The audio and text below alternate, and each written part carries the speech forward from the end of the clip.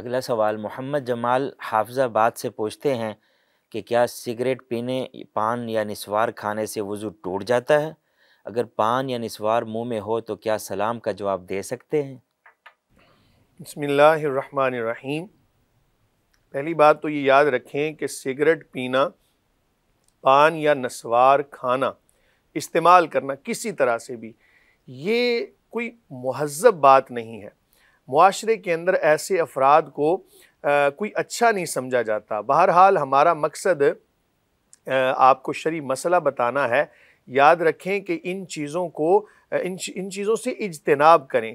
پان یا سگریٹ یا نسوار جس پوائنٹ پہ جا کے نشہ چھوڑے گا اس پوائنٹ پہ تو یہ حرام ہوگا۔ اس سے پہلے بہرحال مکروہ ضرور ہم اس کو کہیں گے کہ یہ کوئی اچھی بات نہیں ہے، اور اس کے استعمال کرنے سے یا ہر وہ چیز کہ جو سمیل چھوڑے اور سمیل بھی ایسی ہو کہ جو دوسروں کی تکلیف کا باعث بنے، تو ایسی چیزیں استعمال کر کے مسجد میں آنے سے نبی کریم صلی اللہ علیہ وآلہ وسلم نے منع فرمایا، جس سے پتہ چلتا ہے کہ یہ چیزیں آداب مسجد کے خلاف ہیں۔ تو بہرحال وضو تو اس سے نہیں ٹوٹے گا، لیکن بہرحال یہ کوئی اچھی چیزیں نہیں ہیں، ان سے اجتناب کرنا لازم ہے۔ اگر منہ کے اندر پان یا نسوار یا کوئی بھی ایسی بدبودار چیز ہو، جواب تو دے سکتے ہیں، لیکن پھر بات اسی جانب آئے گی کہ ان چیزوں سے اجتناب ضروری ہے۔ یاد رکھیں کہ ان سے حاصل کی گئی کمائی جو ہوگی وہ بھی مکروہ کہلائے گی، اس لیے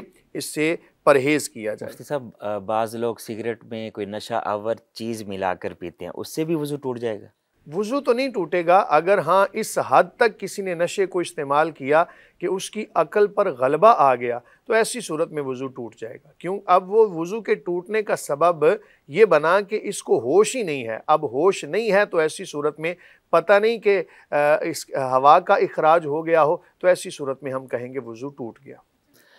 اسی طرح اگر سگریٹ یا پان میں کوئی اس طرح کی کوئی چیز ملائے گی جس سے بدبو بھی آ رہی، سگریٹ پینے سے ویسے بھی بدبو آتی ہے، تو لوگ ظاہر ہے کہ اس کو مکروہ جانتے ہیں، قریب کھڑا ہوتا ہے اس کو بھی بدبو آتی ہے، تو اس صورت میں وضو ٹوٹ جائے گا اس کا؟ دیکھیں، اسلام تو نفاست کا دین ہے، اور اسلام کے اندر محبتیں ہیں، اور جب کوئی بھی بندہ ایسی چیز استعمال کرے گا تو ایک نفرت پیدا ہوگی، اور اسلام نفرت نہیں سکھاتا، اسلام تو محبت سکھاتا ہے۔ اور اس بندے کے اس فعل کی وجہ سے ایک مسلمان اس سے دور ہوا تو اس سے اور بہت ساری خرابیاں، بلکہ بعض فقہا نے، بعض علماء نے تو اس کو حرام اس معنی میں لکھا ہے کہ اللہ تعالیٰ نے قرآن میں فرمایا، جس کا مفہوم ہے کہ ایمان والو اپنے آپ کو ہلاکت میں نہ ڈالو۔ تو جب یہ ایسی چیزیں استعمال کرے گا، اس کی صحت خراب ہوگی، اپنے آپ کو ہلاکت میں ڈالنے کے مترادف ہے، لہٰذا بعض نے تو اس کو حرام تک لکھا ہے۔ بہرحال صحیح مسئلہ یہی ہے کہ یہ مکروہ ہے اور اس سے اجتناب کرنا لازم ہے۔